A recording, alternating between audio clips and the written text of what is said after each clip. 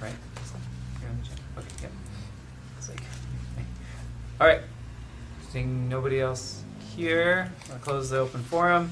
Move on to the consent agenda. Lots of stuff on the consent agenda. Just a brief going through it, the usual three. The Ole Night Parade, same as last year. The fireworks permit for Ole Night. Now this is in December, I think? No, it's the No, it's in 23rd. November, It's right. the day after Thanksgiving. Day after Thanksgiving, yeah, okay, that's right. And then we got a letter from Morgan Stanley saying that they can't house a couple of our, they can no longer service a couple of our accounts because of policy changes they've had, so then the switch from that is to RBC. If anybody would like to pull any of these for discussion, we can certainly do so. Otherwise, I would entertain a motion to Do approve. you want to add the fire department hire? Does anyone have any objection to adding the fire department hire to the consent agenda? I would make a motion to approve the consent agenda with the fire department hire included. Okay, there it is. I'll second. Motion and a second. Any further discussion? All in favor? All right. Aye. Opposed? Carries. All right, so we're moving right along. Audit response, so the liquor store. So Chris, you want to come up, or you want to just stay in the back row? And all right, so in the audit, the city audit, we had a section on the liquor store, and I talked to Mike a little bit about this before the meeting, and the accounting of this is really complicated because we have some inventory that we hold over from the previous year. So we have to make adjustments to the numbers based on the inventory that we hold over and the value of that inventory, and we have to talk about the markups as well. So the important thing for us to keep in mind in this conversation is that there really are three ways that that these numbers can be messed up, and we're addressing one of them, probably two of them. One of them is inventory control, the other is theft, and then the third is the markup, keeping an eye on the markup that each item gets from year to year. And the procedures that are being proposed in here are procedures that will take care of the inventory part, and we don't believe we have a theft problem, but having good inventory controls will show us if we have a theft problem. So then that would leave us really with the markup policy strategy, which has largely been dictated by Chris, and we've been carrying higher priced stuff. We've been selling more of product. So then that would be a conversation we would have at that point. So that's kind of a nuts and bolts summary of what this report is. I don't know if you have anything to add, or you have anything to add, or if you guys have any question, but I think that's where we're Bunch of at. information in here. I think it'd be nice to know if anybody had any questions for Chris or for Kim or for myself, just for starters. I was just curious. Is that a copy of? There's, it's in Yeah, here you can too. have Let's that. see what we're. Do the markups, has anyone kind of calculated that out? Does it square up with the market markups and inventory change to kind of explain the difference in inventory amounts? I think there's a couple of things to consider there, and Chris, you can definitely clarify or add to. But one of the things is that there are industry standards for what the markups should be. We're a bit of an outlier because who are they going to compare them to? Right. We have a bit of a captive audience. But the markups could change year to year. Yeah, they right? certainly Yeah, do. so if you have Yeah. the same inventory and change the markup, your inventory valuation is different. Right. So is that, We don't or- value our inventory at retail. okay, so it's pre, Yeah. okay, So the inventory value is just what we paid for it. that makes sense. And we do have the capability of checking at any time what any individual product's markup is. And Chris determines what the retail price is gonna be on a product, and that, in a sense, sets what the markup level is. Okay, And then the product wholesale price is not necessarily gonna stay exactly the same all the time. And we may or may not be adjusting pricing every time we get an invoice with a different wholesale price on it. So that markup's gonna wander just a little bit because of that. So there is a price which reflects that percentage of increase, or in the percentage of markup, but that, if, whatever, you buy, I'm just hypothetically buy keg of beer for $20, and then the next time you order it, it's $25, and you're marking it up 30%, is that, you're saying if that price set markup of 30% was based on the 20, that would potentially be, or does that 30% ride with? when Well, you like put a, the- like a keg is its own, it's separate, you know, it's its own Maybe product, keg was a so, bad example. but- sometimes things are on deal sheets, sometimes things are big buys, I guess I don't really know. But I what- guess my point is, so if you have it in the inventory at $20, Mm-hmm.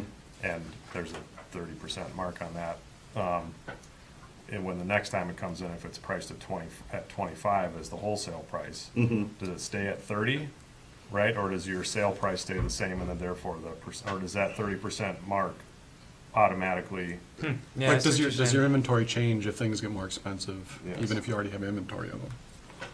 It happens that way if Chris changes the price. There's no automation to that.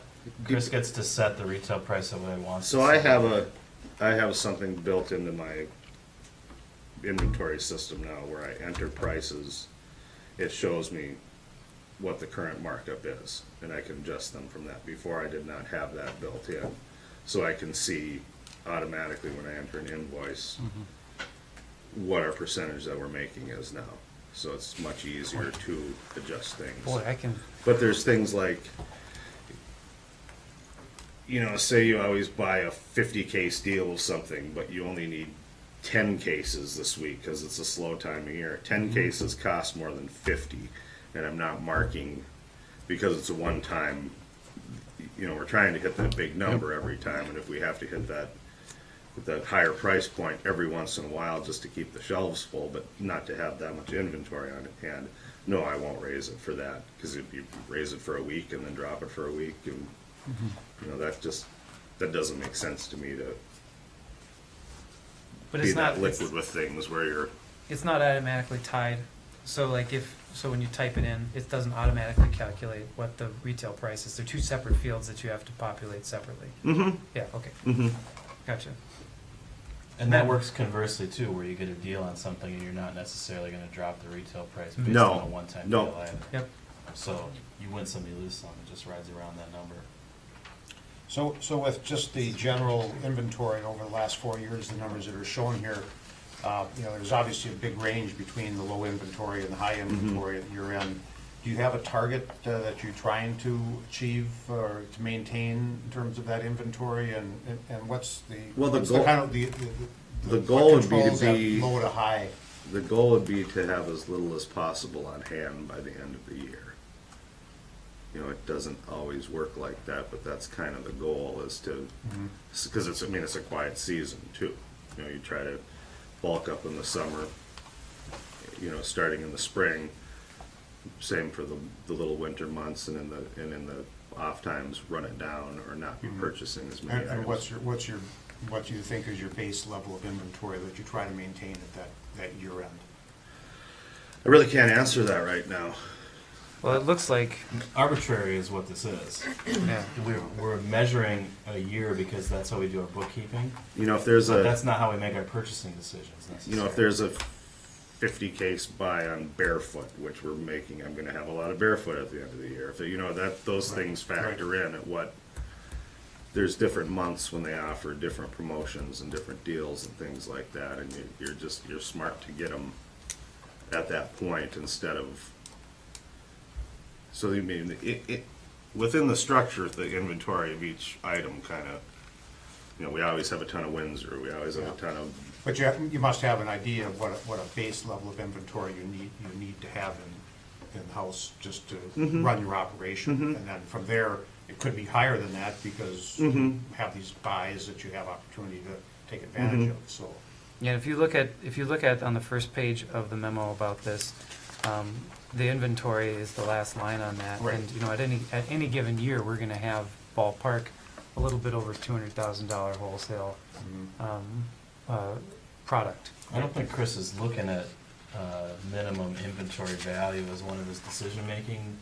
I don't think he should be. I don't variables. think Yeah. he should be. I I think mean, He's I not bound by the kinda have to signals. buy what's selling, you Yeah. know, so I don't really have a goal or a, you know, you do orders every week, and if you're low on this, you buy this. If you're selling a lot of this, you buy this. You know, it's not as easy as just saying we're shooting for this every month. You know, sales dictate.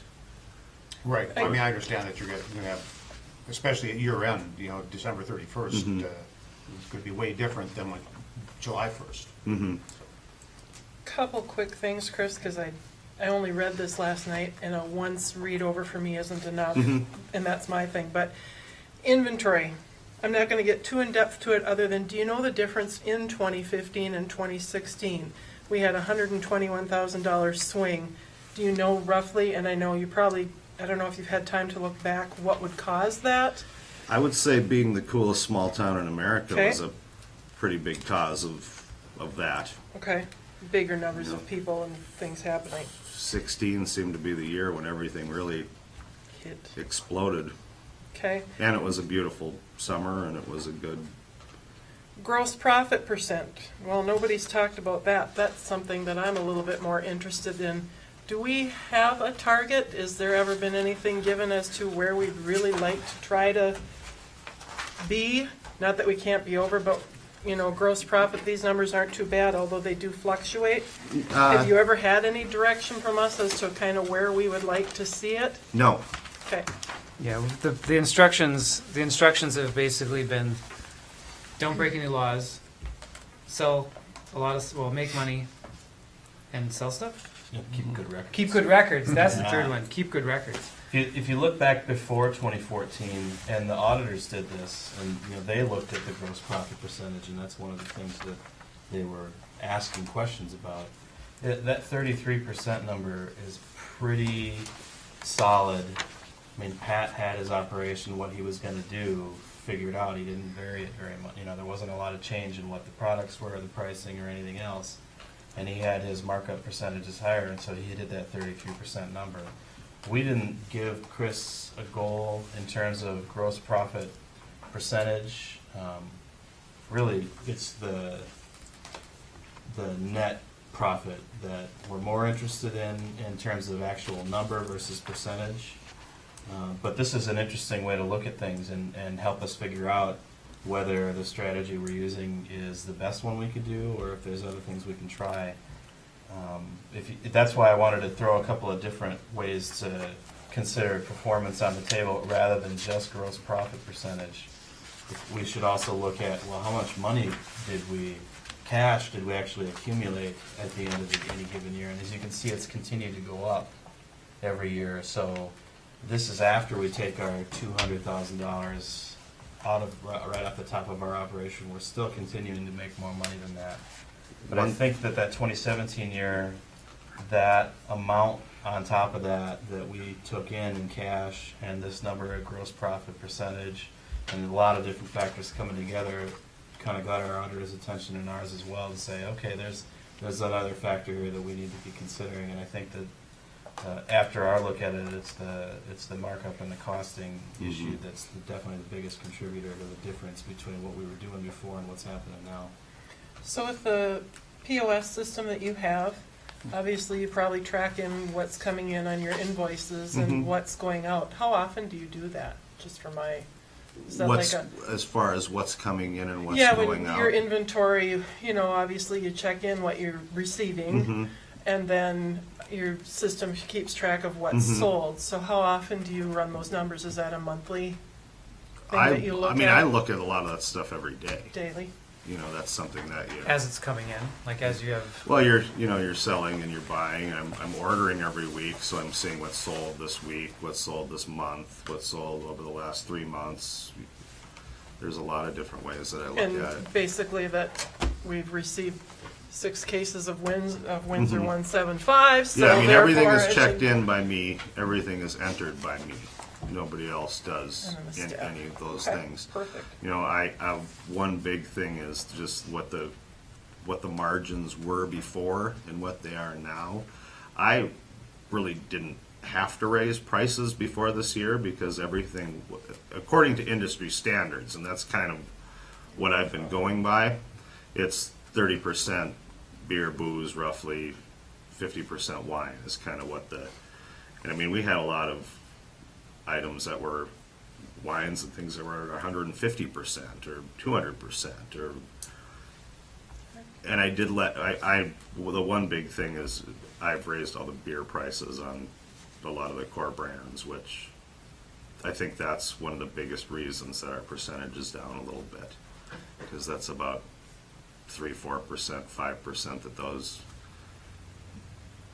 they're up about 10% now from what they were before, Sure. but that translates to, some better numbers Right. going forward.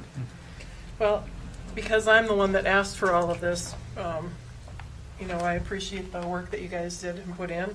I also like the inventory procedures that you've put in place now to track and see this, so I just want to say thank you for your work. Thank you. And we'll do an inventory in November and December, both months, just to make sure everything is Thank you, Dory. where it should be. Mm-hmm. Yep. Get it nice and tight. Real tight. Yep. Does anybody else have any questions? Anything else? So we'll,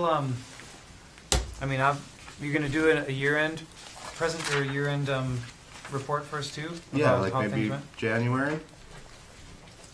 Meeting in January? Yeah. Or we could maybe take a little longer for us to Yeah, finish the books completely. sure, anytime. Yeah. Yeah, so once you get that stuff figured out, then let's Sounds let's good. have another We'll meeting. look at 18. I think that looks good. Sounds good. So with the recommendations, Kim and Mike, you feel satisfied that those will address those issues that were raised by the auditor and, Yeah. Yeah. I mean, I wrote them, so yeah, I figured that. yeah, I feel so. satisfied. Okay. Cool. And All right. if, everything other than the costing issues, I think we're pretty satisfied with already, but we're gonna do this anyway, just to make sure. And the costing issues, Chris is aware of it, and he's on top of it, and the numbers will speak for themselves. Yep. I think this is also a nice checks and balance, not to say you're suspicious of staff, but more, I think, I've learned in auditing, I always used to feel bad, it's like, oh, somebody's coming to look at me. No, we're actually having somebody make sure I'm doing what I'm Yeah. supposed to be doing. So not only is it a checks and balance system to make sure you're doing what you're doing, but it also then, is that affidavit to say, yes, you Sure. are, Yeah. and look at what they're doing. Mhm. So Yeah. We owe I, it to the public, but we also owe it to Chris and his staff to exactly. do these things, because we shouldn't let anybody have any Yeah. idea No. that they can talk about this. No, I agree completely. Redundancies are protection. Yeah. Yeah, Mhm. it is, Yeah. it's protection for us and protection for your staff to show that they're doing what they need to be doing. So, Yep. again, I appreciate Very your cool. willingness to work on this. Thank you. Just one last thing, I saw that the state municipal liquor store report had just come out recently and kind of looked at how we did compared to other communities. I don't know if you've had a chance to look at it at all, or. I haven't, no. If you've Which looked year at was all, it Chris. for? We're usually a couple behind. Well, I think it was 2017. Okay. Yeah, I think. But, our numbers showed that, of course, our sales numbers compared to other communities of our size are way up. Yes. Compared to Yeah. other communities, but, I think the overall tone of the report was that, things are good and, Yeah, I did see that business is booming in municipal I liquor think stores. the overall sales were up across the board, 3 or 4%, Yeah. at municipal liquor stores. And of course, those that are operating on sale, I think they're having a little. That's the bigger toughest, struggles, bigger the struggles. off sale, on sale, Yeah. the ones that do both of those Small, are especially struggling. small Yeah. communities. Cool. Well, thanks for what you do, Chris. Thanks, Yep. guys. All right, Thank you're on you. tight ship. Keep it up. All right, so if anybody has any follow-up questions or anything that you can think of, just Chris is always willing to have you come and chat. All right, so we're gonna move right along. So why don't you guys come on up, because you guys are on for the plan. I mean, I'm just here to support her. She's okay, well, upset. Lisa, you're on. Come on, get up here. So, you'll have to excuse me, I have a really bad cold. I brought my laptop if you want me to bring the PowerPoint up on the screen, otherwise I made copies, we can just follow along. I think with it's all in copies. our, we've got it in our, Well, I don't That's know if the plan. This is oh the yeah, this is plan, the yeah. plan. Not my Okay. PowerPoint. Okay, well, maybe just copies. Yeah, let's just pass it out. Because that'll take less time. Thank you. And I tend to talk fast, so this way if you get lost, you'll have something to look back on too. Thank you. And I washed my hands before I came, I promise. That's good. I appreciate that. So we're just gonna let you go on this. Just riff on it, and then we'll, if we have questions or anything like that, we'll go for it. But before we start, so you are presenting this to us, for us, so hopefully everyone had a chance to read the plan as it is in the packet. So we are looking at this, you are looking for an approval of No. this? No? No. You are looking for what? Basically, it's an introduction to the final draft of the plan. So I did this at the county board meeting last week. So we've got to the final draft. It's been approved through several areas up until now. So it's basically just to let you look it over, know it's the final draft, give you a month to basically check it out, ask questions tonight and throughout the month if there's things that something doesn't look right to you or if you want more information on. And then I'll come back at the end of November and then ask both you guys as well as the county board for final approval, and then we could move forward. Okay, So basically, it's just an introduction to the final draft. gotcha, great. And then we can have copies of the plan at City Hall. I So did that bring people- 3 copies, I mean, just in we've got case. it, yeah. We got And plenty. We can It's print available pictures. electronic, and it's quite lovely to look at, so. Some great media in that, great pictures. I wonder who took those drone pictures. Patrick.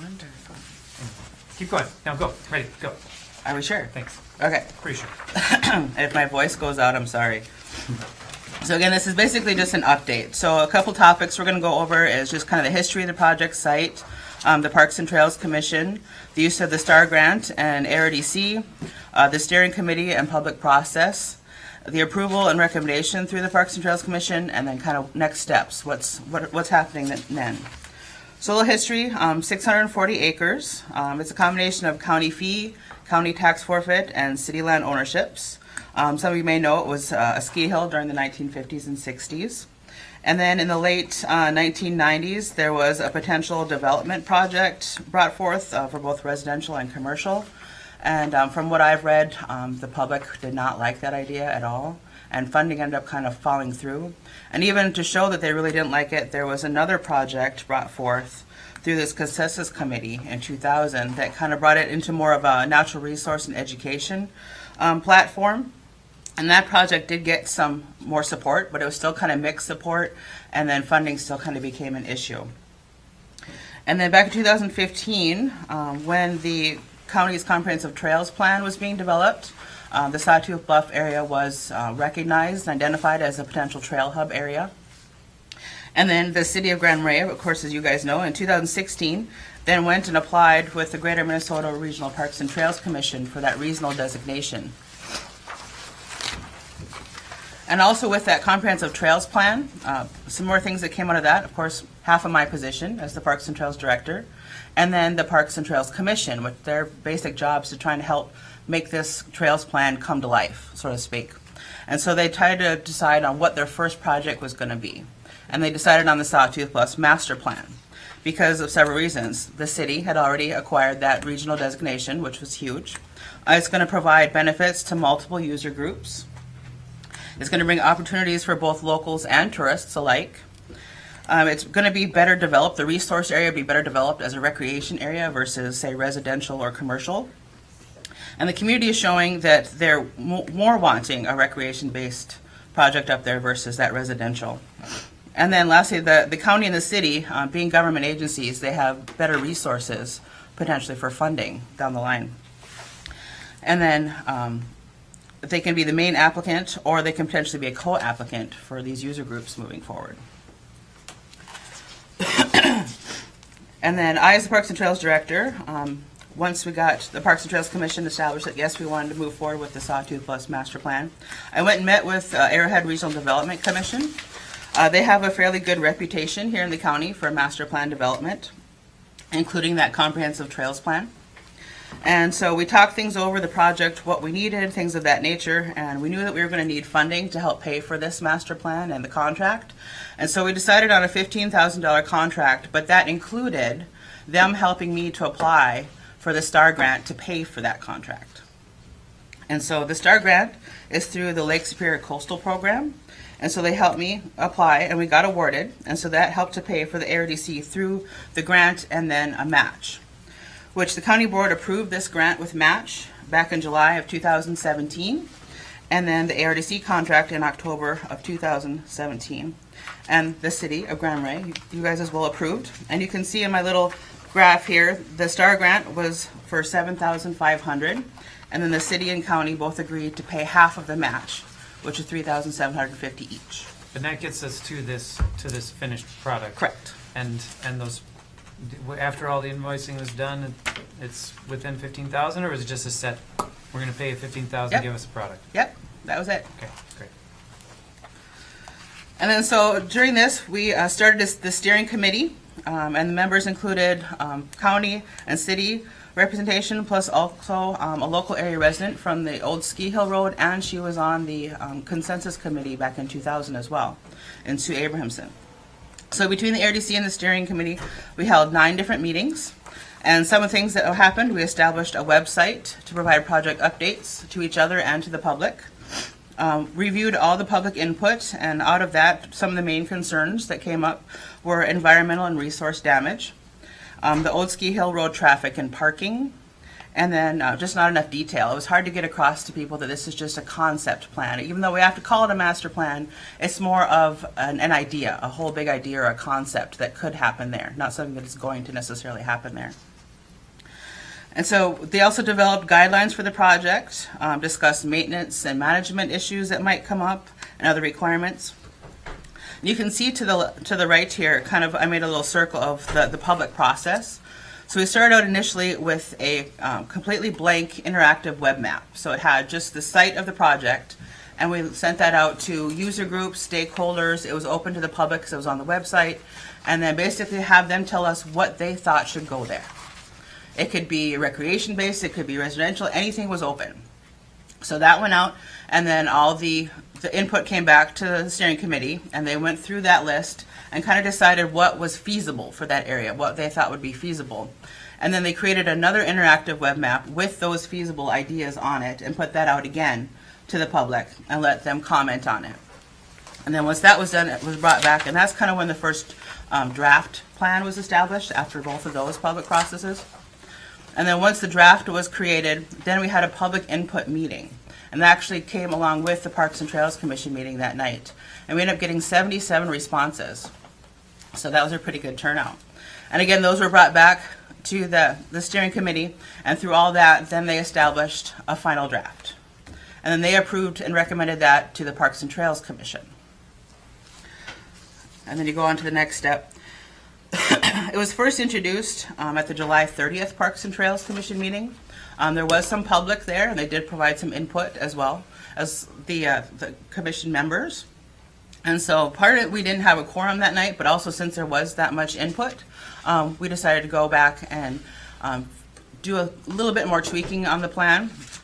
And so there was a special meeting of the Parks and Trails Commission on August 7th, and I was able to acquire an editable version, a Word version of the plan, so I could go through, because a lot of these recommendations that we made were more cosmetic verbiage, just having a few things updated. So nothing big changes. So something that I could do on my own. And then, so with those changes, then the Parks and Trails Commission approved and recommended the Sawtooth Bluff Master Plan to the County Board and the City Council. And then on September 11th, I got one of the members of the Greater Minnesota Regional Parks and Trails Commission to come and do a technical review on the plan. And he was very impressed with it. He thought it looked great. There was a few things that he gave for me, some tips, basically adding maps and photos for clarity, a couple of verbiage things, and that was mainly just so it would better input on their master plan portal. So again, nothing big changes. But that master plan portal is how they assess master plans. So getting funding. those- Yeah, getting that, getting those adjustments is helpful. Yes. Okay. Necessary. Necessary, maybe a better place to put, better way to put it. Yeah, so if you look through, there's a couple more maps identified, like the ownership differences between the city and the county, things of that nature. There's also another map in there where it shows recreation trails surrounding and nearby the area, the Sawtooth Bluffs area, and a couple other pictures of the site. And so then the next slide is kind of the concept idea that you can see with trails and different types of recreations that kind of came from all the different input sessions. And so this could be the county's first regional park. And it would be managed through a joint powers board, which would be made up of city, county, and at the county board meeting, I said it's kind of open to what you guys think would be good representations on that board.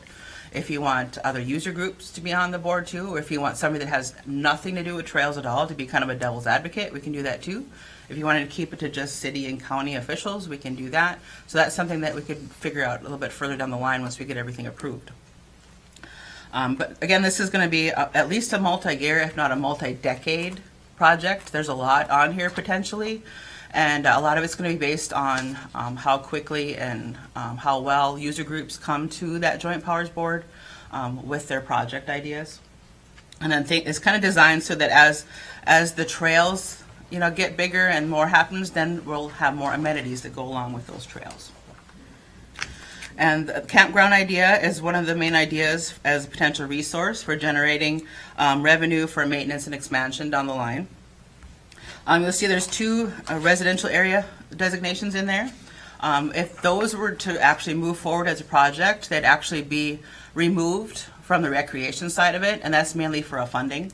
After talking with Joe from the Greater Minnesota Regional Parks and Trails Commission, they do not fund residential projects, and so that's part of why you would want to kind of designate it as separate, because it's residential versus recreation.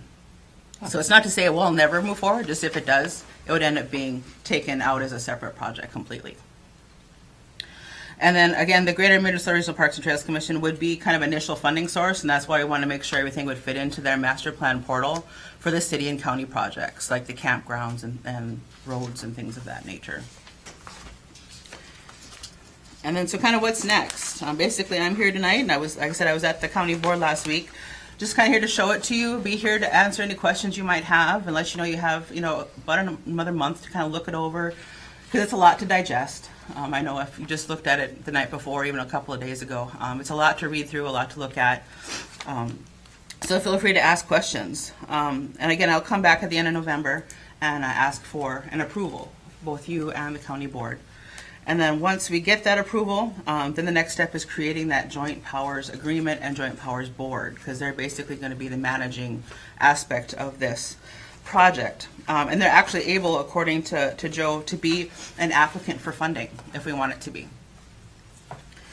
And then as things would go, as I talked, user groups would end up coming to that joint powers board, presenting project plans, ideas, and funding sources, because the city and the county are not going to be funding all of these projects. There's going to be a multitude of projects in here.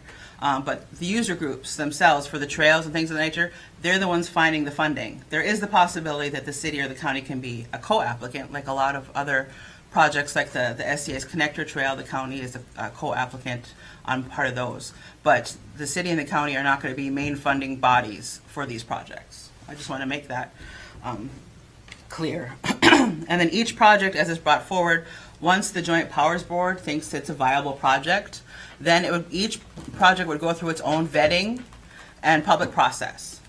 So each different project's going to have, the public's going to get their opinion on whether they think it's a good idea or not before it would get approved.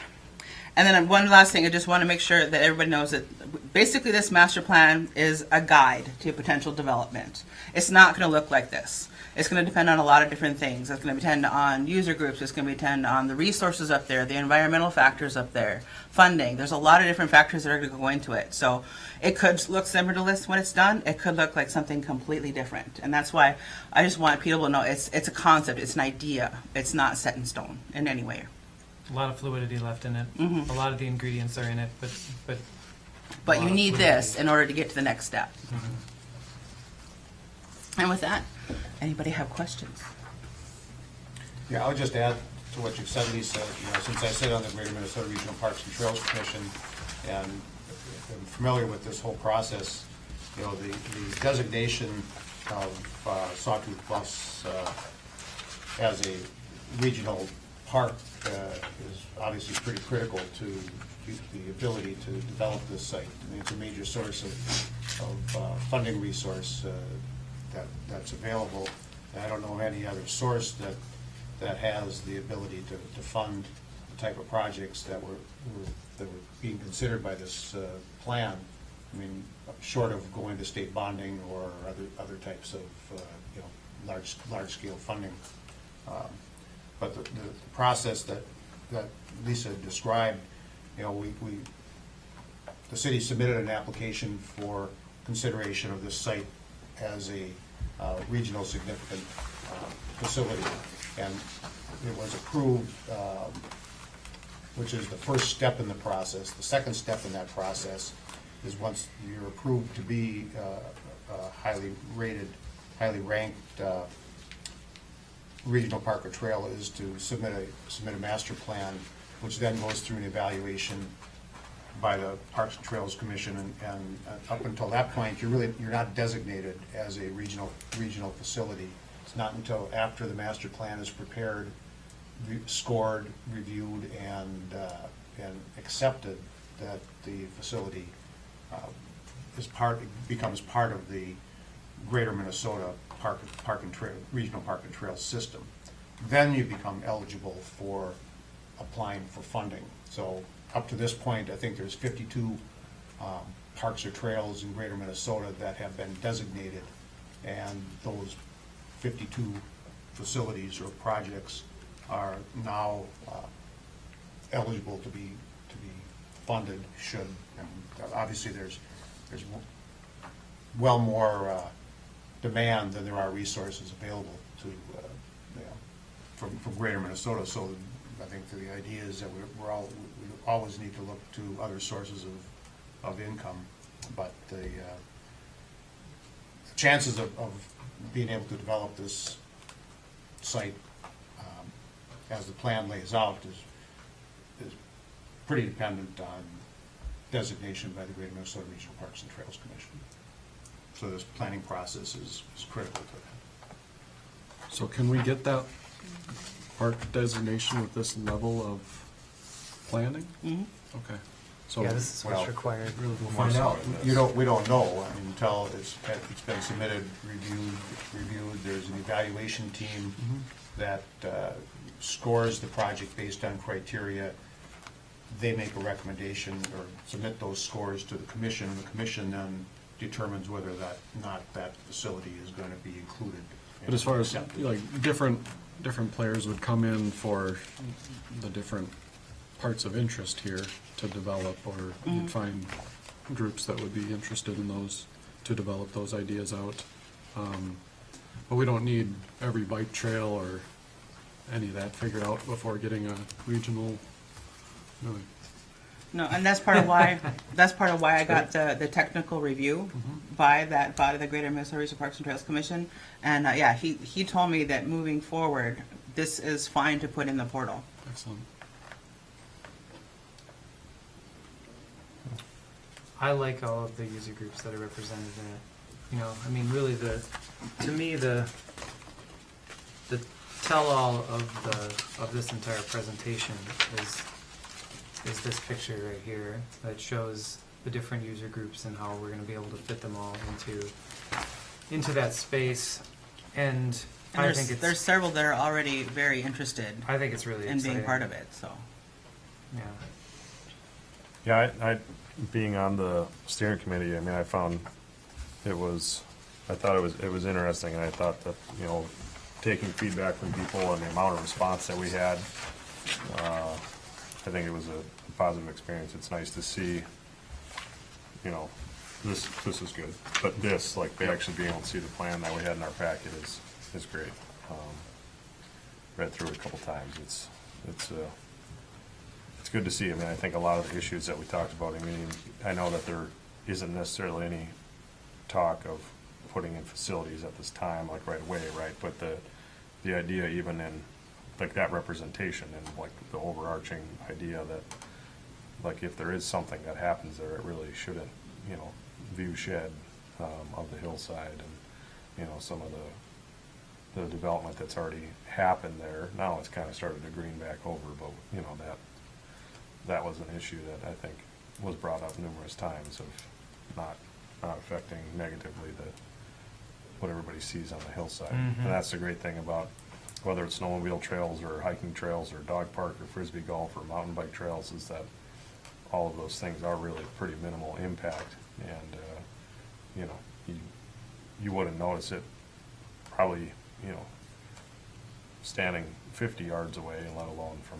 standing downtown or out of the lighthouse looking up to be able to see that, just to keep the view shed what it is.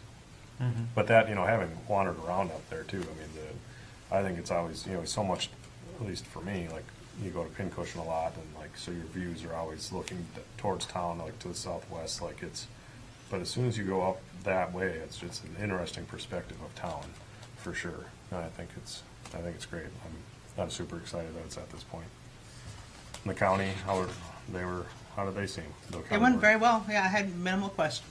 Excuse me, minimal questions, and the main thing was, you know, funding. They wanted Yeah. to make sure that the city and county wasn't going to be the main funding source. So, Yep.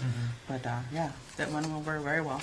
So do we know, I know funding, I think, you know, and I think that's the question everybody's asking now. It's like as we expand or do things or make things better is who's going to pay for it later on? So if whatever gets built, then is that a discussion between the city and the county as to who's going to maintain and take care of things and have staff? And that would be the expectation. It would be one or the other or both. Well, one of the main guidelines that are in here is that once a plan is going to be created or brought forth, it has to have a maintenance and management plan in place. So nothing would be built or created until that management and maintenance plan was in place. So that's not to say that the city or the county would never pay for anything, because that's not realistic either. But it's to say that our intention today is not to build something that we don't have a plan for how it's going to be maintained in the future. And whether that's a partnership with user groups or whether that's a commitment by whoever is in charge at the time or whatever, that we want to make sure that that's upfronted. That story. Well, and that's the next step of this process is to have the conversation with the county, because at this point, we don't know if this is a city facility, a county facility, a joint facility. I mean, we've thrown all those options out there, and, you know, but we've not had any conversations between the city council and the county board about how this might function or operate. And I think until we have that conversation, I think we're, you know, we're not certain how that might happen. Right. I just know that that's going to be, I feel that will be a big point with taxpayers as to, okay, who now is paying for this? And I think that's, I mean, there is no, I mean, this is my take on that, is like a user group, you know, I mean, I guess thinking, I don't really have a lot of experience short of like the bike club and like ski and run club, like knowing, I mean, there's those trails that are put in, and, you know, usually through grant money or fundraising, whatever, those things that are done and paid for, then the maintenance for those falls on those entities, right? I mean, that's what they're saying. And I think like facility-wise, if there was a facility built out, there's talk of some campsites, you know, whether they're bike in, I mean, we know that the rec park is, I mean, the city knows how to run a rec park and knows how to run a campground. And so in those types of situations, it wouldn't be, I think it would maybe not, well, maybe it'd be revenue positive, right? I mean, that would be the goal. Why would you I put think in? that would be your hope. Why would you put a facility in if it wasn't gonna Yeah. cover its costs, right? So I think like on the more governmental side of the development of it, I mean, of course, there's gonna be trees that come down over roads, and there's gonna be plowing in the wintertime, and I think there are gonna be those types of things, but I think that, you know, the expectation, at least what I got out of a lot of those meetings, is that, yeah, wouldn't it be great to put in 20 miles of single track? Well, the SCA, I don't think, has the means right now to add another 20 miles of single track maintenance into their, so it would be this bits and, like, here's our overall plan, but here's an approach that we can go about it, that it's, you know, until the user base is brought up, that we have the volunteer base to be able to manage these things, that there would be that just kind of checks and balances on it. Because nobody wants to do anything and not have it work, right? I mean, nobody wants, Yeah, and I think that is reflective of the management plan and how well we put one together and how realistically we put that together. And you know, I think that we probably, with the county's participation, would have a pretty good chance of thinking about a lot of the angles Yeah. to make sure that we don't leave something hanging out there that we can't handle. And I would like to think I really think, I mean, I think like even user fees, I mean, and this, you know, is a opportunity where potentially that makes sense, where you buy, whether it's a day pass or a week-long pass if you're a visitor, or you have, you know, just like you buy a snowmobile license and you're helping to maintain that, you know, right, you know, that seems like a completely, a logical, reasonable request. Mhm. And, yeah. Yeah, and I'm not saying, you know, I'm not looking for that answer today, I just, That- in my mind, that's There's really been- burning with what's Lisa would all acknowledge occurring, that, yeah. so. I mean, that's been I mean, right up front on every time somebody, because, right, we talk about the, right, because that was kind of one of our things, like, what's, like, just, what would be the best thing? Like, what's the biggest and the greatest, and what could you do, right? Because that's fun, and like, that's the way you want to look if you're trying to vision. But Oh, then absolutely. things get, you know, then you start thinking of reality and cost Right. and long-term, the longevity of, you know, usage. So, anyway. I Well, mean, you know, and the County Parks and Trails Commission has had those conversations at a number of our meetings in terms of the sustainability and the cost that might be incurred, and how those costs would be paid for, and, you know, with the idea that, you know, expecting the county or the city to bear the burden of those costs is probably unrealistic. You know, we've heard that from just a lot of people, that doesn't set well. And, so I think that when the user groups and anybody that's coming forward with an idea that for development, there has to be a model for sustainability that, you know, is solid.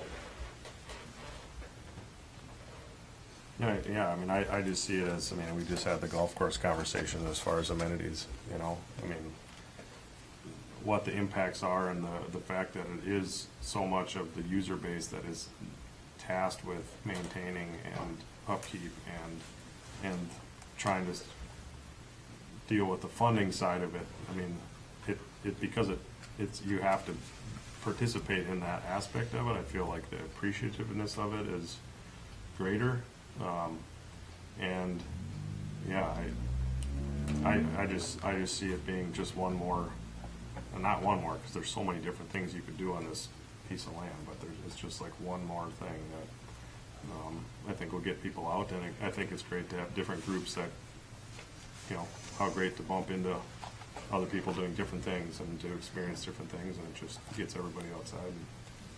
Cool. And this could be a good segue, because I know a big part of the Parks and Trails Commission and the Comprehensive Trails Fund is trying to get these user groups to start working together on things. And this project could be another good resource, another starting point to try and get user groups working together more too. I agree. So Lisa, you know, with working with the county board and the city council, you know, so we're kind of keeping on a parallel path.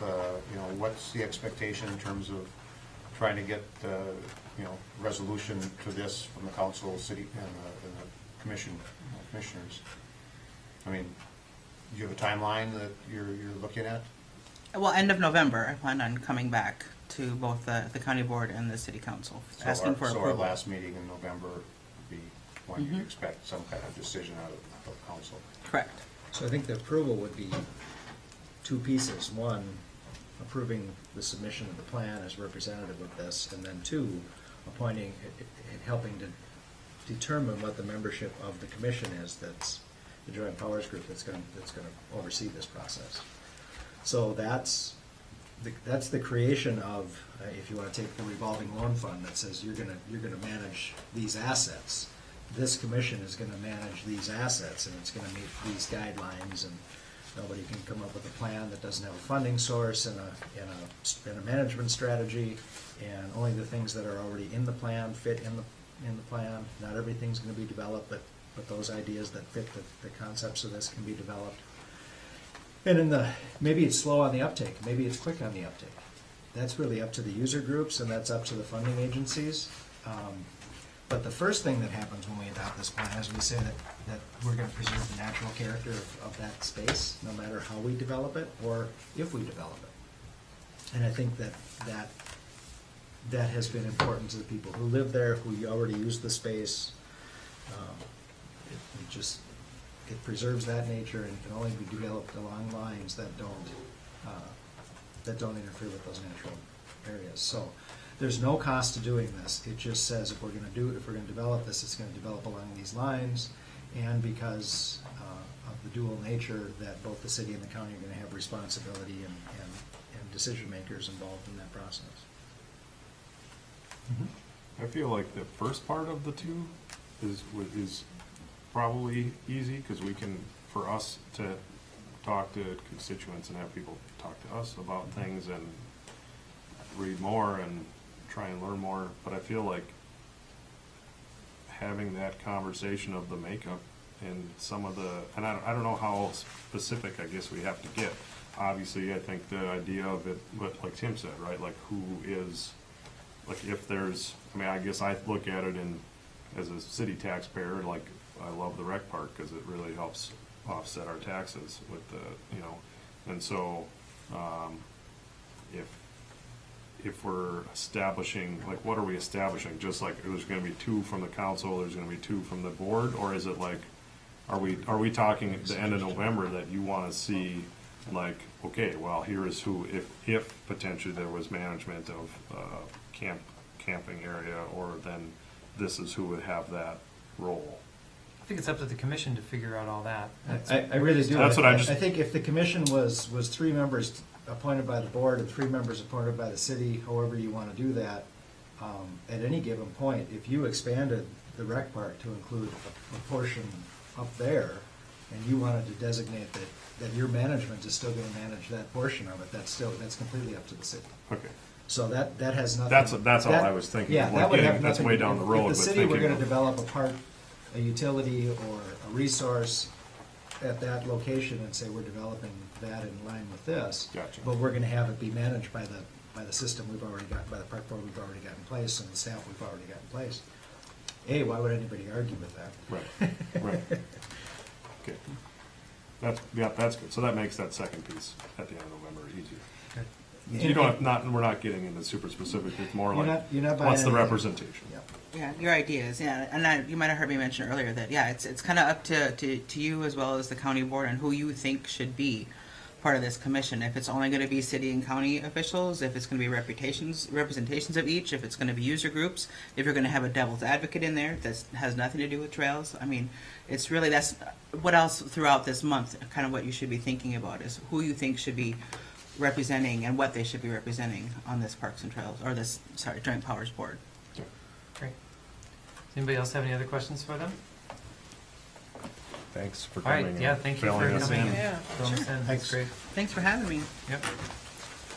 All right, so we're going to move right along on the agenda. Next thing on the agenda is YMCA Financials. In your package, you have the year-to-date for September for the Y year. And I'm not exactly certain where we want to go with this, apart from just perusing them. I mean, this might be just something as background information for consideration. And Unless you have, that was why I shared, obviously, I am our representative on the YMCA board. and you can take it. So, and was this all 4 pages? Did you kind of cumulatively, what they sent me was like different groups, because they have, is this all put together? This is just the statement of the activities report. Okay. So, they also have a lot of different, they're gonna roll up typically, this is what I got. It's every single GL number that they have for everything, all spelled out. Those are, and they condensed it, and that's what Emily is going to present. What you need to know, what's really important right now, as far as September, where they were ending, is that they are roughly, I gotta go back to the top here. They don't carry them along. I think right now they're on track. They're hoping to possibly have a profit of about 30,000 for the end of the year. Well, that's what it says on this. Yeah. So that's where they're at now. As she started working on the budget for 2019, she has basically got about the same thing, that the 2019 profit would be about 30,000.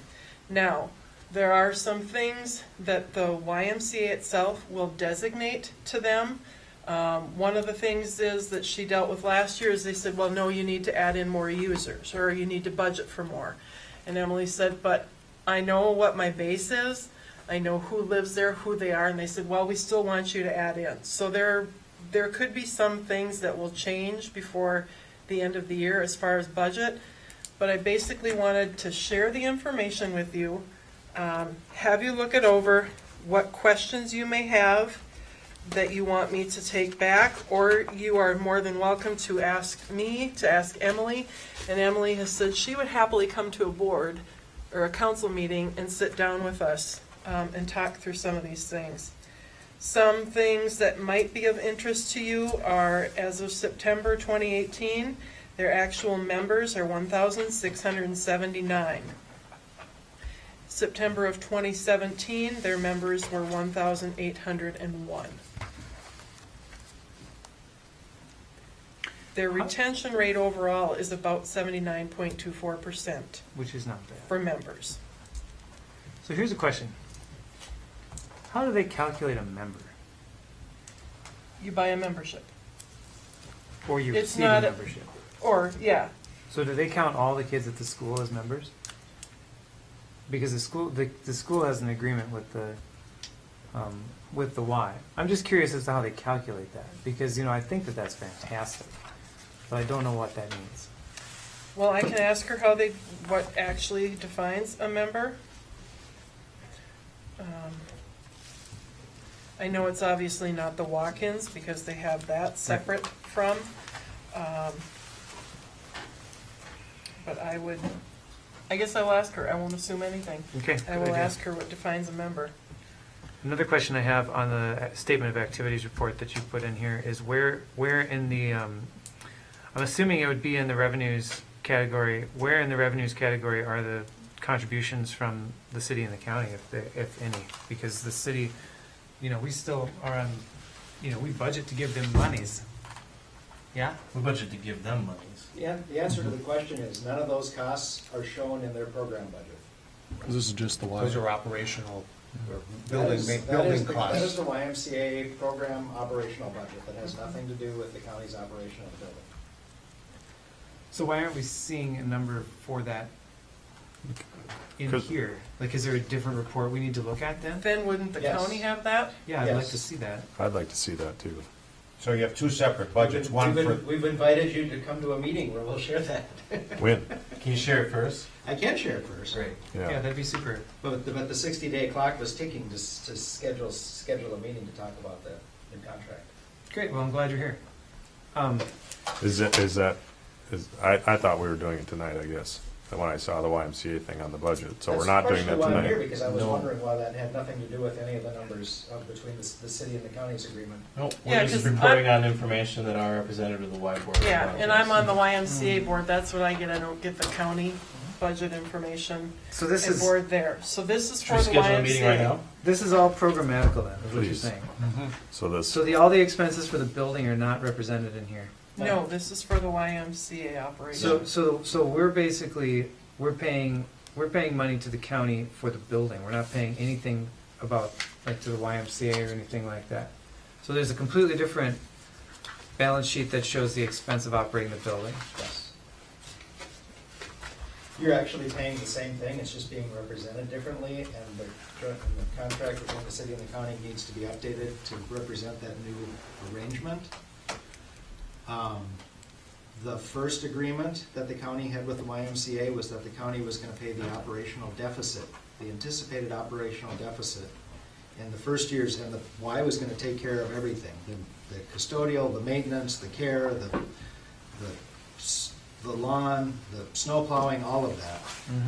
And they showed a $200,000 loss in the first year in the budget that they presented.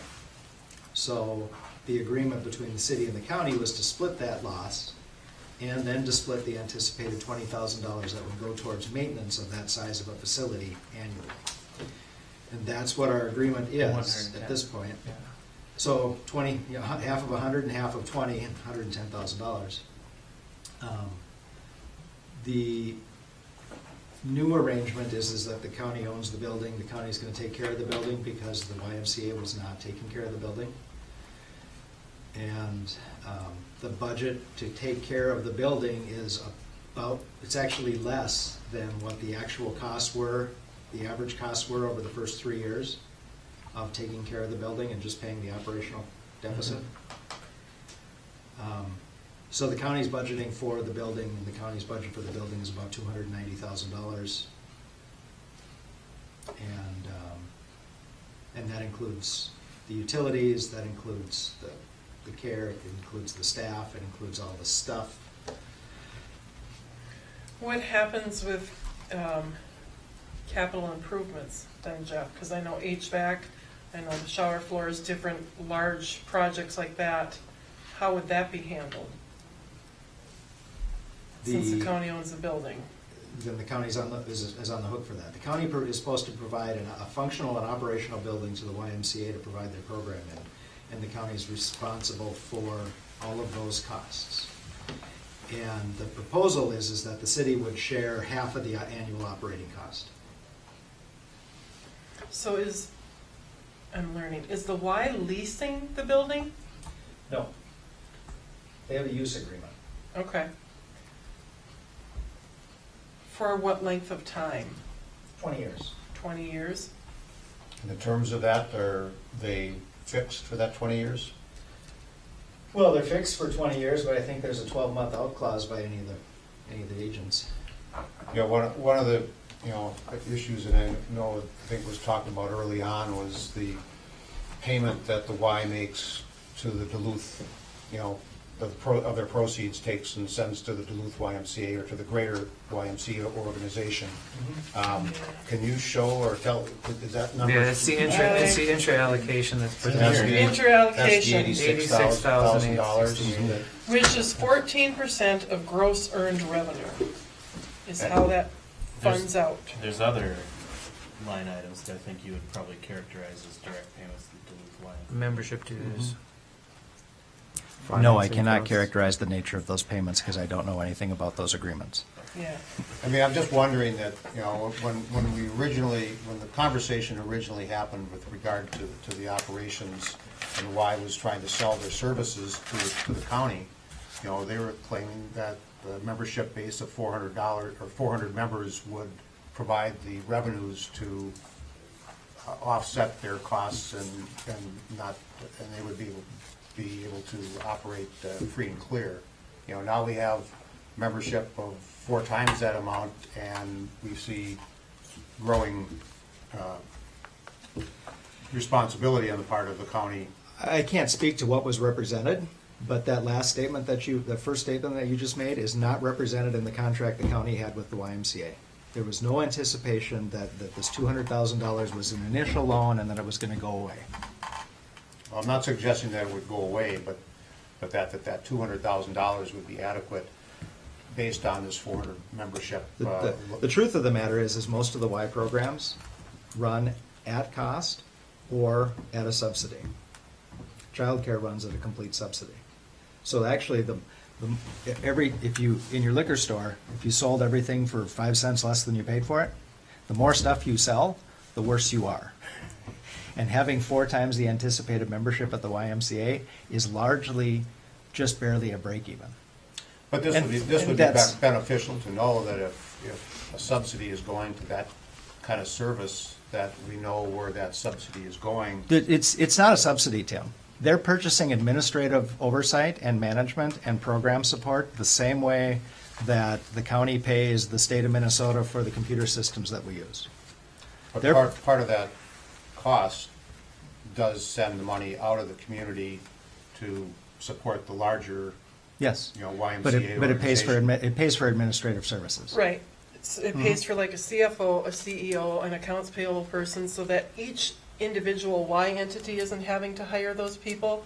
It's one large group that is doing that for the 5, the 10, the whatever it may be, which makes sense, because if they were to hire here to do those things, you're not gonna hire somebody to be an accounts payable person for here and only here in full-time, or a CEO or a CFO, because it's not large enough. So the group is able to use people in Duluth, and they have to pay for that service, which is like having a management agreement. That's not much different than, That's really what You it know, is. It's a management what the agreement with hospital has with the with- Duluth. But are we getting our money's worth with regard to that? And I have no clue whether we are. I mean, I would recommend that we set a date to meet with the county, because I feel like, all of these kind of conversations, without having the information in front of us, I'm not gonna be able to. That question, discussing with the county isn't gonna be helpful at all.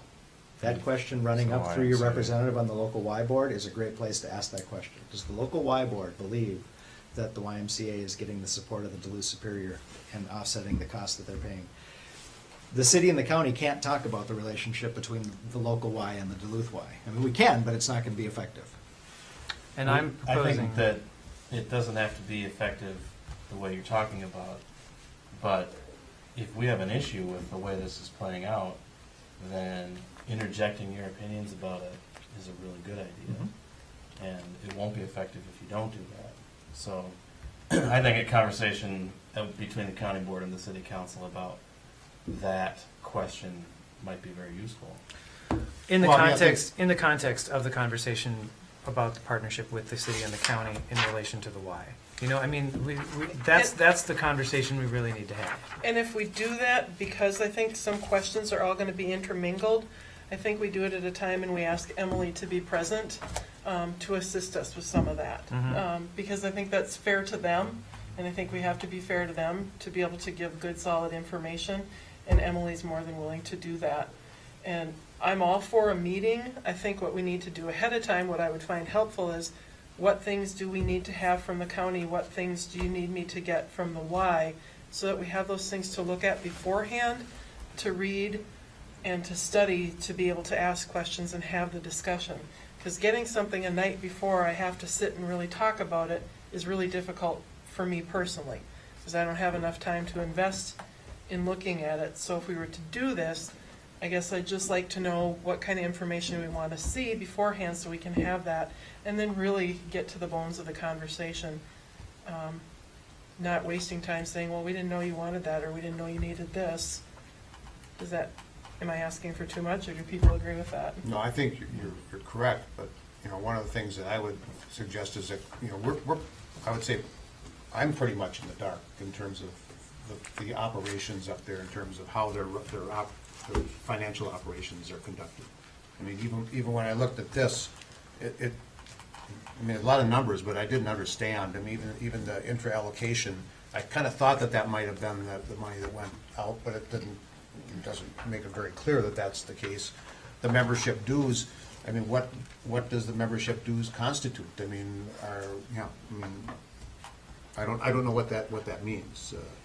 And be nice to have more details about the information we're seeing, and it'd be also be helpful to have a budget, that shows what this year's budget and previous year's budgets have been and how those have changed, Related to the program operation or the operation? Well, I think of the facility? All of it. Both. I want to see all of it. The Y needs to provide this. But understand they're two completely separate Right. aspects. Absolutely. Right. Yeah. No, don't understand that. That you're drawing a line that doesn't exist.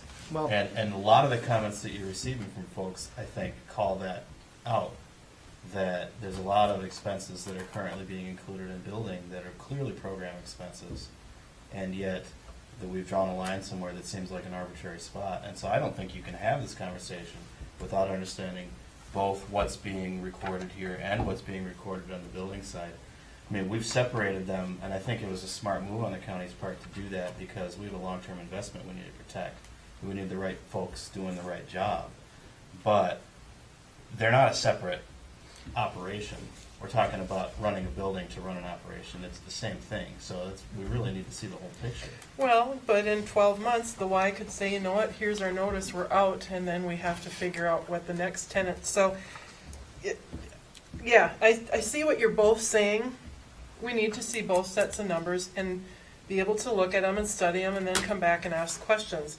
You know, I think you have a good one. What is memberships? Because to me, if I'm walking in and paying for a month, I'm a member. That's a membership. I would think that that's what that is. That is different than program fees. If I want to enroll my daughter in gymnastics, I'm paying a program fee. So that's what those things are. But again, having all the information in front of us to study, to look at, to ask questions, you know, calling Emily beforehand or an email to say, can you help me out with this? Or, you know, talking to me and saying, this is what I need you to ask. I think those are things that I'd really like to do beforehand, before we get into a meeting and don't get very far because we're not understanding what it is we're coming together to look at.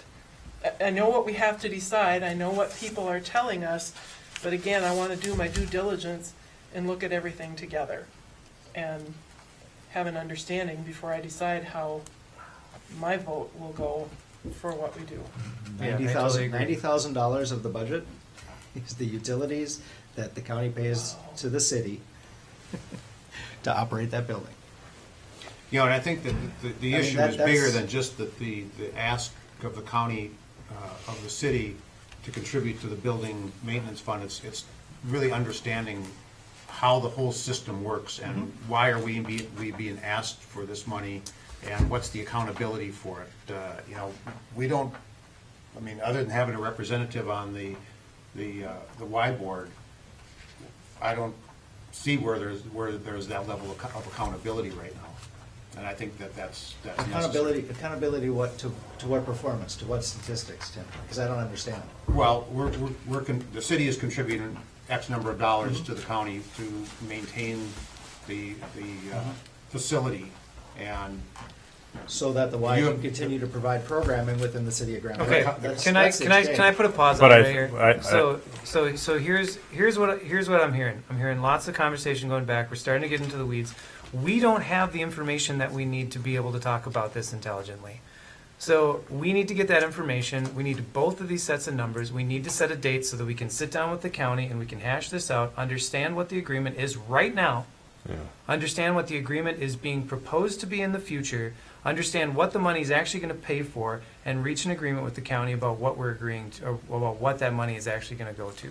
Because I agree with what Mike is saying about the fact that we can reallocate these monies. We can reallocate responsibilities and say, like, the building is here. Yep, we got the building right over here, and the Y programming is over here. But where the line is in between those things, we can move that. But we can't do that unless we have all the numbers. We are actually able to look at them, and then we can sit down and we can talk about it, and we can figure out where we both, the county and the city, agree that and the YMCA to have But that line drawn. We can't move that line because the county has a contract with the YMCA that spells out where that line is. So maybe- So if you need to understand that, then then we take that contract here, but that's, the contract, the agreement between the city and county says that at any point, either one of the parties can give a 60-day notice that says we'd like to renegotiate this portion of the contract, and that's what we did first. And we, at that point, we've just been waiting to hear, okay, here's who wants to sit down and meet and have that conversation. Everybody. Everybody. I mean, I think that's my biggest thing is, it's like, I mean, we also are paying for the county share, right? I mean, because we also pay county taxes. So if we have, I mean, Again, yeah, okay. well, it's true. I but live in mean, town, I but pay it's- city and county taxes. I'm not- I get that pushing it around is just pushing it around. I Right, do. but I mean, and so if there is, I mean, if this is, I mean, I guess that, yeah, we need to see the numbers, because to me, it would be much easier to defray. The city's like, all right, we're out, and we're not gonna contribute, And that obviously means you still need to have that money, but that money would then be coming from the county, which would increase the county portion of it, which would affect Or us, not. but it wouldn't, or not. But I mean, I guess to me, that's, yeah, I think there's just too, yeah, we need to see more numbers. So, how do we want to plan this meeting, eh? Tell us when. When did the 60 days start? The day we got that? Should have been the day that the letter was received or first presented to your group, but we're not that picky. We just want to make sure that we have the conversation.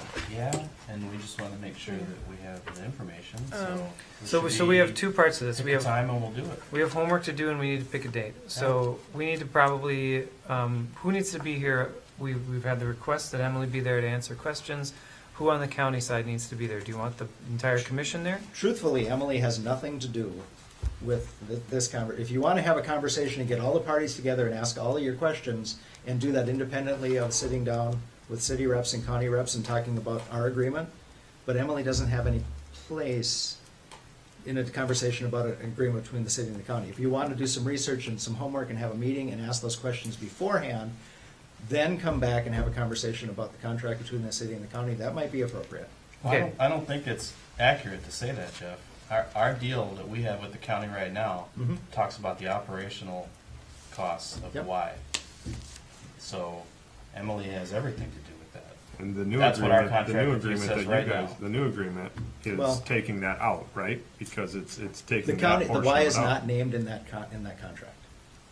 In the new one, or the The existing? existing. In either one of them. The Y is not named in the agreement between the city and the county. That's the only point that I'm making. That parties who are not a party to the contract don't necessarily have a place at the table while it's being discussed. Well, I think that it's something that we can very easily arrange to have a conversation, to have a meeting before a meeting, you know, to say, hey, we're all gonna get together, we're gonna have Emily come here, we're gonna do our homework, we're gonna put together all of the pieces of information that we want from her. I've already written down 1, 2, 3, 4, 5, 6 different things that we've just talked about already I today. was gonna say, if Then you after guys that, we will- meet with those guys. Yeah, give me those questions, whether it's email, I can give you guys that tonight before we leave, to email me that, because I think I can send those off to Emily to start gathering some of that information, which I can turn around and email right back to you, probably within a week, at least, so that helps. But then you'll get whatever you need to Mike so that he can distribute to us the other side of that, right? Because we don't have that Yeah, we information. don't have that. So do we, Second for me meeting. personally, I'd like to see the contract that we have in place, because I'm new to this. Do you now have a new contract with the Y for how things are going, then do that? If you just so I search can- YMCA from the front page, you'll find that Okay. document. I will do that. But just yes, so I can get that, and I can get you the county budgets for the first 5 years of operation. That'd be great. Yep. So dates, second week in November looks good for me. I don't know what you guys think. Sure. Yep. We gonna doodle this thing, or what are we gonna do with it? We're gonna just talk about it. 7th, we have MinDOT, the 14th, we have City Council. So do we need to meet during the day, evening, what? Why don't you find out when Emily's available, Okay, and when your group is available? I don't know that our entire group is gonna come. okay, They designated 2 people to work on this. okay. You said MinDOT's on the 7th? MinDOT's on the 7th. It's 6 to 8. We should probably get the school there too, because when we stop paying the bill, they're gonna inherit the building.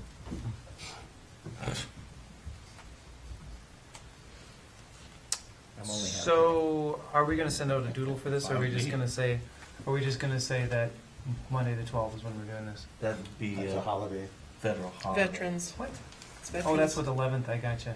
Yep. Yeah, Tuesday the 13th might be a nice day. Sounds good. We have a meeting on the 14th. Tuesdays are bad, Tuesdays are bad for you guys, yeah. board meeting and a budget meeting, and Yeah, when you done with that? What? We'll take you at the end. What's the end of that? We'll take the left. truth and taxation is on Thursday, the 29th, and I would imagine that we'll set our final budget on the 18th, on the 11th, or maybe the 18th, but I can pretty much guarantee we're not having a meeting on the 4th Tuesday in December. What about, Well, this conversation probably wants to happen well November, before all of those dates you just listed. Yeah. Yeah, I think November so. 8th or 9th, which is literally next week. Good. Yeah, 9th maybe, 8th I'll be in Duluth at meetings. Again, I don't know if, I mean, it's up to us. I don't know if all of us have to be there or whoever can be there. Well, it'll be after the election, so we'll know if we have to be there. Just kidding. I'll be there. Kidding, not kidding. Tim will be there. Kidding, not kidding. Well, you know, Friday meetings are always, the you know, as long as we do it early in the day, so we actually have some juice left. But Can we get everything we want from Emily by then? I think if you will let me know what you're looking for, I would imagine, and if she can't, Well- then Emily would tell me, but I'm guessing she can probably answer a majority of things. well, if you'll let Mike know Right. what you want, I know what I want, and I'll bet it includes everything that you tell me asked what you for. want. That you really, really want. Anyway, had to do that. No, Actually, I didn't have to do that, but I did. Thank you for doing it, though. Okay, so Are we have saying a- the 9th? people are saying Friday the 9th. That works for me. What time? I would say we should start sometime in the morning and not get done when it's dark outside. 10? Okay. Does that not work for you, Get done- Anton? get No, it's done- great. What's a better get done time? Before lunch. Yeah, I was gonna say, get done before lunch. Yep. It's payroll. That's all I know. It's payroll So day. 10 to noon, basically. Yeah. Okay, I'm putting it in my calendar. Great. Where are we meeting? Ooh, not in my office. It's nice here. Here? Courthouse free? We'll figure it out, let you know. Okay. Okay. On the 9th, I don't know why it wouldn't be. Friday shouldn't be a court date. And we're doing 10 in the AM. Gotcha. Cool.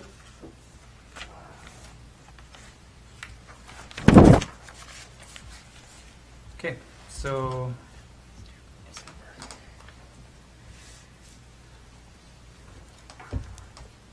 Damn. all right, Fun. good. Schedule.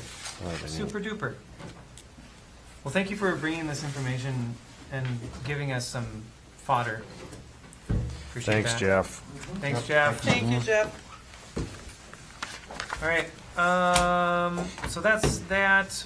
We have, the next thing we have, do you want me to pass that out? Yeah. We have something that the Personnel Committee's been working on with the union. I emailed this around earlier today. Yep. So first off, just apologies to those of you that are Today? riding the wave of this this, afternoon. because this is happening super, super fast. Luckily, Kelly, you've been involved in this, and so you kind of know everything that's going on. But I'll give you a quick summary Okay. of what's happened since we last. Yeah, I met. have not seen email this afternoon. Okay, we've been evaluating a new insurance plan. So earlier, I think it was probably Friday, I sent out the draft memorandum of understanding and a spreadsheet that looked at some of the cost information. And if you had questions about any of that, I'm happy to talk about it. But the summary is pretty good. We're looking at changing from Northeast Service Cooperative as our insurance provider to the Minnesota Public Employee Insurance Plan. And the savings are tremendous, dramatic savings. The reason for that is because under Northeast Service Cooperative's plan, although we're all pooled together, we also have individual experience ratings as agencies. And we don't have a lot of benefit earning employees, so it only takes one or two with significant costs to make a dramatic change to our costs, which is why we've had almost 50% increase in the past 2 years. It's 17.5% looking at 2019. So every once in a while, we go out and look at options, and for the most part, they haven't shown enough savings to be worth the hassle of all the changes that would be required of the employees. But now this plan definitely shows that. So we talked to the employee group about this new plan, the things that would be required, the increased out-of-pocket potential expenses that employees would have, and how we might mitigate that with both savings in their paychecks in the form of lowered premiums that they pay, and some portion of the savings that the city gets in lowered premiums that we can contribute back to help cover those additional risks. We use two tools to do that. The first is in our existing plan called Viva, which is money that the city puts into an account that the employees can use to pay medical expenses. That's going to change to HSA, a health savings account. The only real difference that is important for us to note is that under a Viva plan, only the employer can contribute to that account. And in an HSA, both the employee and the employer can contribute. So now they'll have an opportunity to put pre-tax dollars into that account that can be used to pay medical expenses as well. The second tool we use to cover that out-of-pocket risk is reimbursing of deductible payments. We've had that ever since we put our VIPA plan in place. The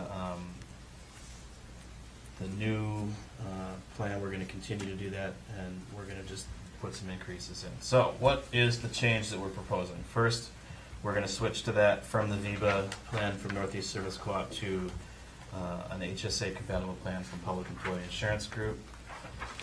Second, we're proposing to increase the contribution that the employer puts into an account. Right now, it's $300 per year for an employee who is covered under single coverage and $500 for an employee that's covered with family coverage. And we're going to increase that to $900 and $1,700. That's money that we will put into the employee's account on an annual basis. Normally that's done in monthly installments, but we're going to do 2019 anyway, all of it right away in January to help account for the increase in out-of-pocket risk for employees, and some of them are going to need it right away. Then the HRA portion of it right now, Which is health reimbursement. Yep, we reimburse, and this is not put in an account, this is reimbursed for actual expenses, so they actually have to spend money on health insurance deductible before we would reimburse it. And it has to be eligible, like things that are covered by our insurance plan, actual deductible covered payments.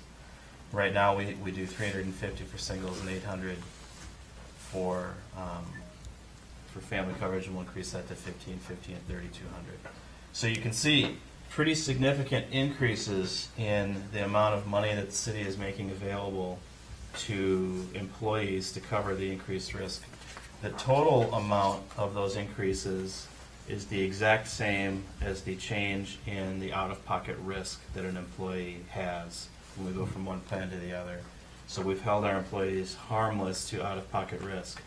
We've also provided employees with significant additional money in their paychecks because their share of the premium is going down. So they get both held harmless to risk and significant savings in premiums. In addition to that, the organization still saves significant money on premiums. Even after we fund these increases, we still save, and it's tens of thousands of dollars a year that we're going to end up saving. I don't want to put it into a firm number for you yet, but we will be doing that because, of course, we'll be making these changes to our proposed 2019 budget. The last piece of it is just one more little tweak. Right now, under our contract with our Ask Me bargaining unit, we allow employees to take a lump sum payment of a portion of their vacation annually or a portion of their comp time annually. And to deal with the issue that some employees were expressing that they may have to come up with some of their out-of-pocket expenses day one that they wouldn't be able to fund normally. We've said that they can use these pre-existing abilities to take lump sum payments and put those lump sum payments into their HSA accounts right away instead. So Which then this allow is them- just absolutely a win-win-win. Everybody's going to do better with this, and we're really fortunate to have found this plan and excited to move forward. The bargaining unit is ready to move forward on this. If you are as well, we've already got the attorneys looking at a memorandum of understanding. You've seen a draft of it. They're going to have that draft finalized for us probably by the end of this week. Make sure that it's got everything, but it'll include these components. The union vote was today on it, Mike? It was. And passed. And did. Correct. I just have one question in regard to the HSA. Is there a carryover provision at all? So it goes into an account, it stays in the account until the employee determines they want to use it. It's not use it or lose it, they can accumulate it. So for those folks that never spend a dime on deductible payments, they're going to start accumulating some money in these accounts, which is great. And then you can use that, as you need it during the plan, but you can also use it after you've left the city's employment or post-retirement. Good.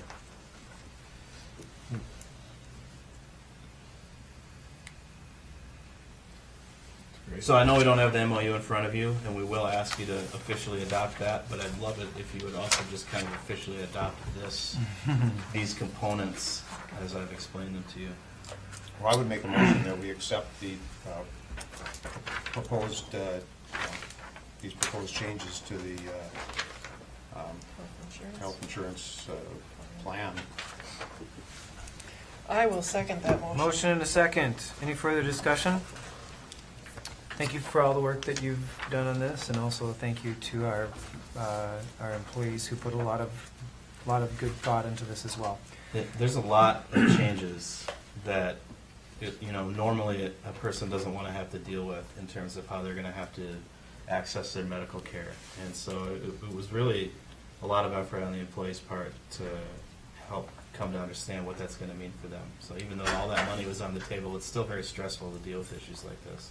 And I think it's terrific that everybody was willing and able to do this. And some of the changes that we made to try to help people on the front end became satisfactory then? Well, they voted to approve it, so that's all the Wonderful. information we have about Wonderful. that. All right, so we have a motion and a second. Any further discussion? Hearing none, all in favor? Aye. Opposed? Carries. Wonderful. All right, so now we're going to go on to council and staff reports. Jonathan, you're up. Pretty quick, the 2 timber structures are up in the rec park. The upper one has a couple more of the roof framing to go on, but if anyone wants to take a walk before it rains, they look pretty cool up there. Decking and roofing still needs to go on. That's going to be park's responsibility, but it's nice to have those up. Super. That's awesome. That's all I have. Did you go and help put them up I at all? was busy. I was busy too. So, okay, Anton, I have nothing. Tim? Keep it simple, nothing. What? Oh. Kelly? I just have one question is before things change potentially at the beginning of the year. We had talked earlier in the year as we talked about employee and personnel things, reviews and the fact that the administrator doesn't really get any formal type of review. And I'm wondering, I would be willing to bring some forms, different things.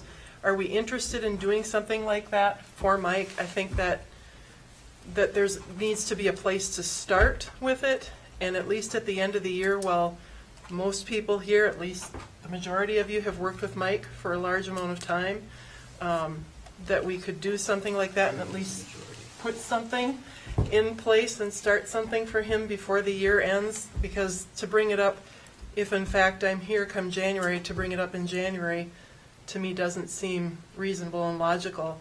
And I think that it would be very, doing due diligence to do that for our administrator, whoever it is. I I'd don't- certainly appreciate it if you're willing.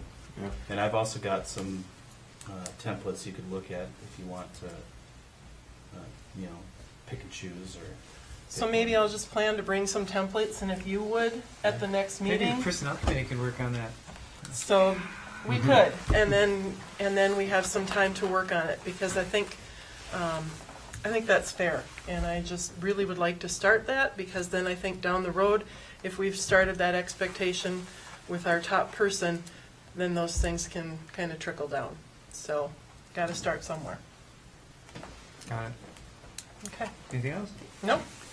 Okay, so today was the Jumata meeting, Grand Marais Area Tourism Association. They recapped the summer and saw how things went. People noticed that the summer was very good.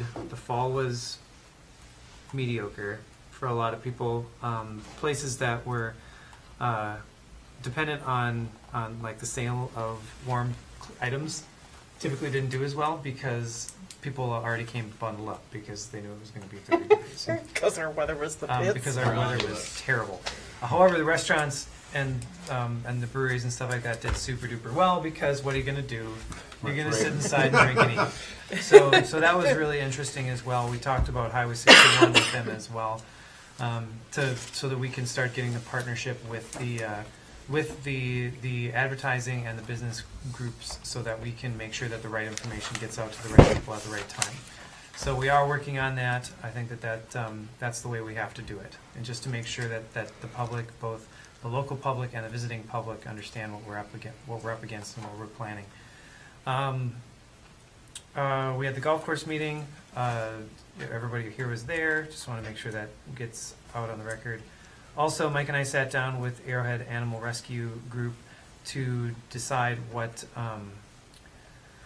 we're going to do about that, about the pound and all that sort of stuff. And so what we're going to be doing is putting together a meeting with the animal rescue, the county, and the city, or at least with law enforcement, to figure out what agreements are currently in place, if we need to change those agreements, as far as the animal rescue services for the county are concerned, because it was reflected in that meeting that a significant, a portion of the animals serviced are not coming from Grand Marais. They're coming from the county and from Grand Portage, and so having additional voices in on that conversation would be a very good thing. The Grand Portage Gala, that was the Chamber Gala, was up at Grand Portage. We have a pretty incredible group of business people in this community. I just really feel lucky that we have those folks here to help make this place what it is. So that's all I really want to say about that. And I've had an increasing number of people come and talk to me about dark sky stuff. So I do think that that we should acknowledge as a council that this is a conversation that is gaining speed in the community, and it may not be a bad idea for us to start managing that conversation, so that people understand that we are aware of it, and that any motion that may come from the city on this is not going to be something that's just like slam, here we go. I think that it requires some conversation from the council, and even putting together some kind of an idea of what context we're looking at this in, this dark sky situation. So that's pretty much all I have for the things that I did this couple weeks. So Did you guys set up any meetings after the golf course? No. Okay. No, as a matter of fact, I haven't even sat down with Dave yet to figure out what we're gonna do next, but we've got a team that will be scheduling some time, I'd say in the next couple of weeks, to continue the conversation. So, yeah, next Wednesday, right here, 6 o'clock, 6 o'clock. MnDOT public meeting. We've had 70 people in this room before, so we know that we can, if not comfortably, at least effectively accommodate a very large group. We won't arrange the room like this where we take up half the room with tables. So I'm pretty confident that we'll be able to handle, and who knows, we might get 2 people, we might get 150 people.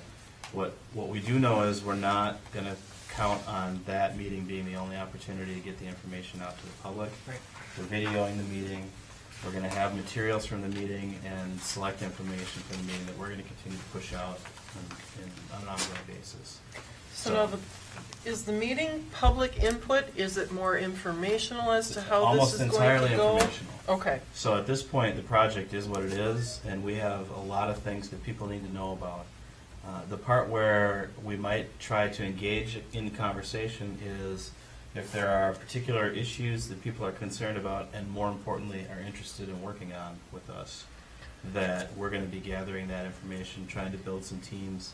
We've got a nice list of issues that MnDOT has suggested as a community we should be getting organized about, and we'll be sharing some of that information as well. And we're definitely looking for help from people that are willing to manage what's going to happen in the next couple of years with construction issues. So have we posted that as a public meeting? We've put advertisements out. There's MnDOT's hosting this meeting. It's their meeting. Right, but if they've- there's 3 or more of us there, Yep, you can all come. Please do. okay. And so yeah, if your question is it legal for you to come, yes. Okay. But we've made a lot of efforts to get the word out about it too, and hopefully then there's a lot of interested people that'll want to come. But for those folks that on the steering committee. They got to see kind of a preview of this presentation. What I think is one of the key parts of it is the engineers who are doing the design will show pictures and talk about the scope of the project. Like, this is the type of work that's going to be done. This is what it looks like. This is the space it takes up. And getting people comfortable with that is great. And then talking about when things are going to be closed or limited access and how the routing is going to work is the other really key important part about it. You know, one of the things we talked about at the steering committee, and it really had, I think, good discussion about was the rerouting, and I think that's what we're going to be looking at, you know, for community input, because the issues of travel in front of the school, and truck traffic, use of Highway 7, you know, use of the old Gunflint Trail. I mean, there's a number of issues that, you know, are kind of up for discussion, but I think the more community input that we can get, I think the better we're going to be able to help resolve those difficulties, because, I mean, it's going to be a challenge. I mean, it's just getting through town for those periods of time when construction is the most serious in that core area between, especially between Broadway and Fifth Avenue West. Yep. Anything else? Not tonight. Kim? We are adjourned. Thank you. Night, everybody. Have a happy Halloween. Thank you, Chris. Yeah.